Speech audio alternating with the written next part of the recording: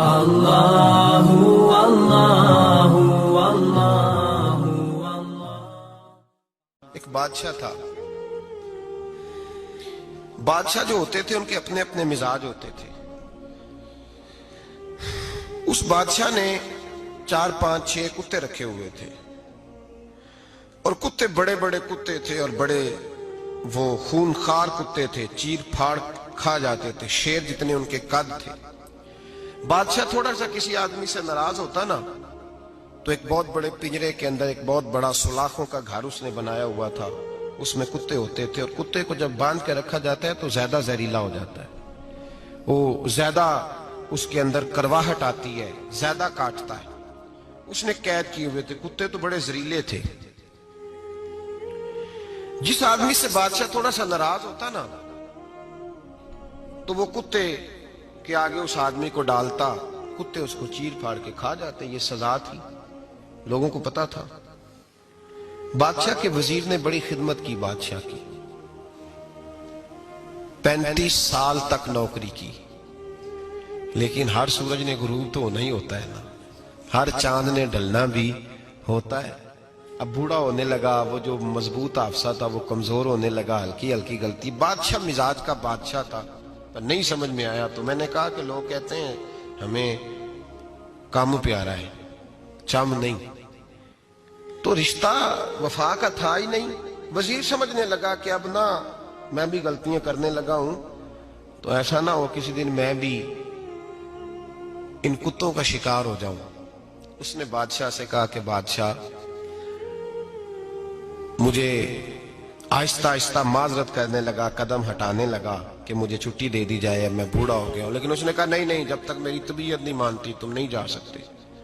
مطلق العنان لوگ تھے، وزیر خاموش ہو گیا، پریشان رہنے لگا، غلطی ہو گئی ہے تو پھینک دے گا۔ ایک تجویز اس کے ذہن میں آئی، وہ جو پنجرے کتوں کے پنجرے پر محافظ بیٹھا تھا نا، جو ان کو کھانا ڈالتا تھا، روٹی ڈالتا تھا، گوشت دیتا تھا، اس کو ایک دن کہنے لگا یار تیری ڈیوٹی ہے سارا دن کتوں کو کھانا دینے کی، گوشت دینے کی، تو 2 4 دن ڈیوٹی مجھے نہیں دیتا؟ کہ تو لے لے، میں تو پہلے پریشان ہوں، سارا دن ان کی دیکھ بھال کرتا ہوں۔ اس نے کچھ تھوڑا سا گوشت لیا، پنجرے کے باہر کھڑے ہو کے کتوں کو ڈالا۔ اگلے دن تھوڑی روٹیاں لے آیا، کتوں کو ڈالی۔ 2 4 دن، ہفتہ، مہینہ، سال بھر، جتنا اس کو موقع ملا وہ دن بھر خدمت کرتا۔ بس وقت ایک دن آ گیا، بادشاہ کو کوئی بات اچھی نہ لگی۔ اس نے کہا اس بڈھے کو اٹھاؤ اور ڈالو کتوں کے پنجرے میں، ساری زندگی یہاں رہا، اسے ابھی تک نہیں پتا چلا میرے مزاج کا۔ جب اٹھا کے پنجرے میں ڈالا نا تو بجائے اس کے کہ کتے اسے کاٹ کھاتے، وہ اس کے پیر چومنے لگے، وہ پیر چومنے لگے، ہاتھ چومنے لگے، چاٹنے لگے۔